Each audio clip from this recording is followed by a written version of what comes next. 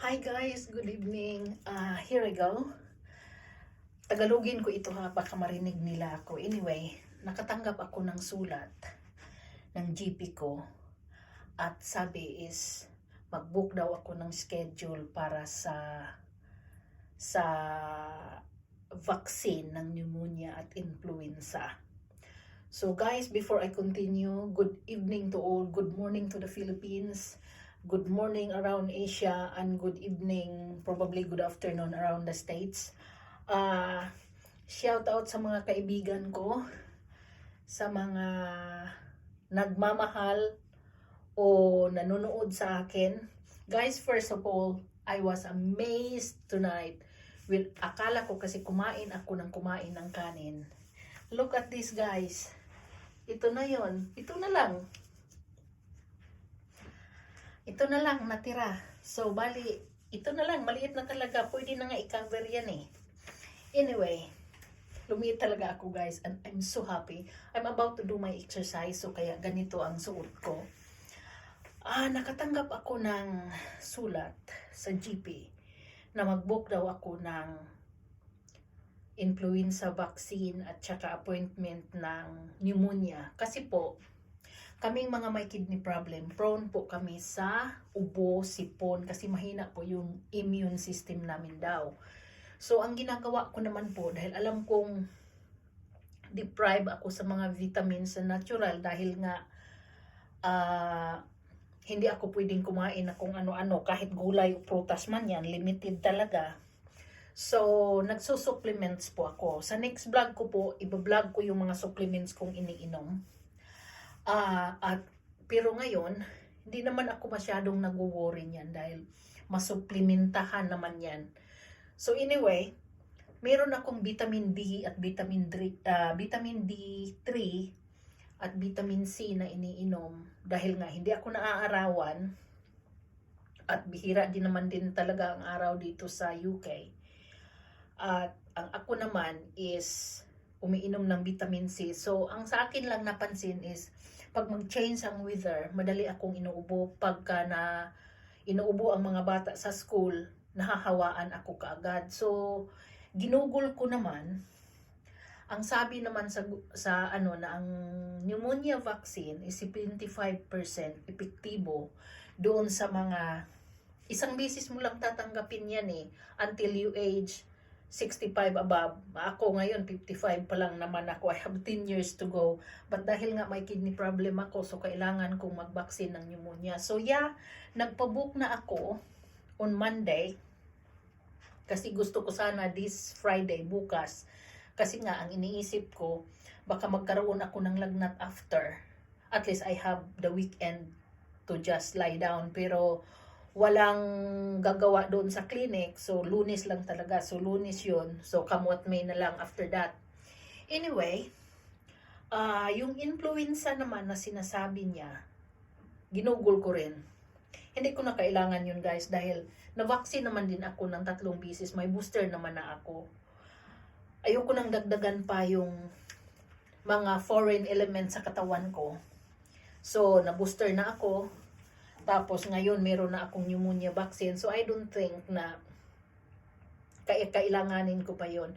Anyway, sinabi ko sa inyo yan dahil in-apply ko na naman yung common sense. Kasi hindi naman po pwedeng lahat na lang sasabihin ng doktor o sulat ng doktor. Marami silang sulat sa akin na gagawin ko, hindi ko sinunod. Kasi puro na lang vaccine, puro vaccine. So baka mamaya ma-zombie na talaga ako nito. So anyway guys, yun lang pneumonia vaccine ang tinanggap ko. Tapos pupunta ako sa Monday for my pneumonia vaccine. And then, I will let you know kung anong mangyari, kung lagnagtin ba ako or what. But so far guys, normal na sa akin yung kunting ubo, kunting sipon. At okay naman ako kahit pa meron akong kidney problem. Kahit sabihin pa nilang ako, wala na okay na Kaya hindi ko masyado yan iniinda. Anyway, as long na continue ako sa ko pala, intermittent fasting ko, at ito na ako ngayon. So ito na lang talaga, 1 inch of fat here and maybe 1 inch of fat there, and probably this one. So anyway, ang tagal nitong kunin, no? Oh, Ito, pero ito na ako guys, wala na yung bulging tummy ko. I'm so happy. At ang dinner ko lang tonight is apple and tea. So I'm good, I'm good.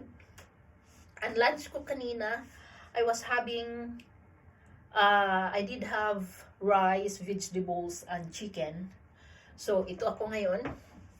I'm still a bit full, but I need to eat apple because I know in the middle of the night, gugutumin ako. But apple will do.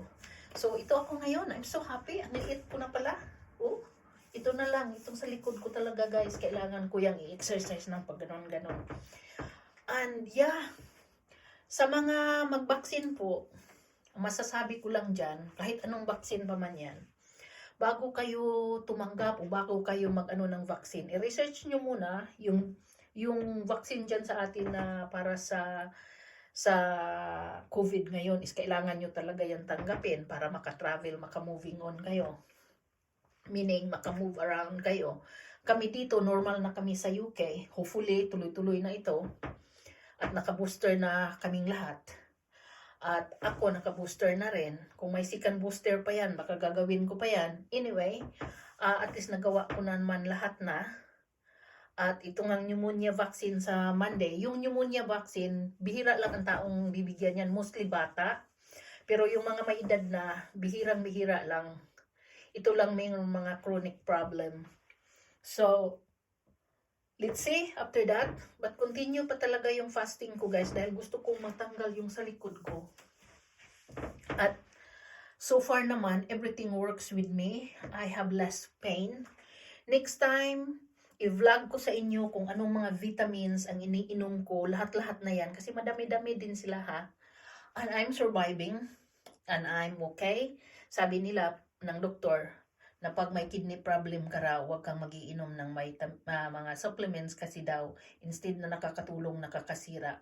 I don't think so. As long na i-apply ninyo ang common sense, guys, meron at meron yang reward sa sarili natin. So far, with me, everything works. And if didn't, kasi ang anuhan ko sa buhay ko guys is when it's your time, it's your time. No matter what. At kahit anong yaman mo, anong wala ka o mayaman ka, pag time mo na talagang aalis ka. Meron nga ngayon, alam naman natin dyan sa Pilipinas, merong sikat na actress na mayaman siya. O ano ngayon nangyari? Hindi pa rin niya nabibili yung health niya. Kaya para sa akin, i-enjoy nyo yung buhay nyo, i-enjoy natin ang buhay natin, apply common sense, tapos, yun nga, kung anong kailangan mo, manmanan ninyo, kung kailangan ninyong mag-exercise, gawin ninyo. Kasi po guys, ito palagi kong sinasabi ha, ang intermittent fasting, nakakatulong yan pag-heal sa loob. So, maaring sa labas, nakikita natin pumapaya tayo. Pero I tell you, coming from me na hindi ako marunong mag-diet, malaking naitulong ang intermittent fasting. But, na-amaze lang ako, hindi ako nagugutom. Talagang hindi ako nagugutom. Meron akong tea na iniinom. May normal tea, merong detox tea. Yan, iniinom ko yan. So, nakakatulong siya. Wala na akong pain masyadong nararamdaman. So, sa next, i-vlog ko kung anong mga vitamins, ang mga supplements at vitamins ang iniinom ko para kung gusto nyong malaman. Pero mostly guys, ang nakakaano sa akin yung fasting talaga. Kasi wala akong nilagay na mga kahit ano pa sa katawan ko na masyado. So, hindi na siya nag-react din. At I would say, God's willing, mabubuhay pa tayo ng mahaba-haba pa. So, ayan. Kailangan natin magpaganda, maging happy. Kailangan natin gamitin palagi ang common sense. Yun ang masasabi ko sa inyo. Common sense lang po yan palagi. At kailangan panalig sa Panginoon. And then, yung mga kunting nararamdaman ninyo guys, manmanan ninyo yan dahil meron niyang ibig sabihin sa katawan natin. Hindi mo yan baliwalain, yun ang ibig kong sabihin. Dahil meron at meron niyang mensahe sa atin, kaya mo yan naramdaman. So be aware of that. And yes, apply common sense. Dito na ako magtatapos guys. Magti 10 minutes na rin naman. At I'm happy with my size. Mag-i-exercise pa kasi ako bago ako kakain ng apple. So, ito ako ngayon guys. Kunti na lang talaga. 1 inch to go. So, yes. Say hello to everyone. And thank you. Shout out sa ninang ko sa Davao City. Ninang! Ito na ako. Oh, pumayat na ako. The last time we've seen each other, talaga ang taba ko na noon. Ngayon, pumayat na ako, ninang. Anyway, thank you for watching my YouTube channel. And ninang, I love you. And sa mga cousin ko dyan sa Davao City, please subscribe. Sa mga bago kong kaibigan sa GC1, GC2, sa Gwynver and Friends, Tita Gwen and Friends. Hi guys! Thank you for subscribing. Sa mga kaibigan ko, Pangyaw sa Amerika. Pangyaw, here I go. Tingnan mo Pangyaw, lumiit na ako. See? So Pangyaw, ito na ako ngayon. And thank you for subscribing. Hi Munin! Thank you for subscribing too. Take care of yourself. Alam kong may pinagdadaanan ka. Sana maging okay ka lang. Andito lang kami. And yes guys, bye-bye to all. And thank you for subscribing. And kung meron kayong may comment down below. Masasagot ko yan. O kaya sa Facebook ko. Bye-bye!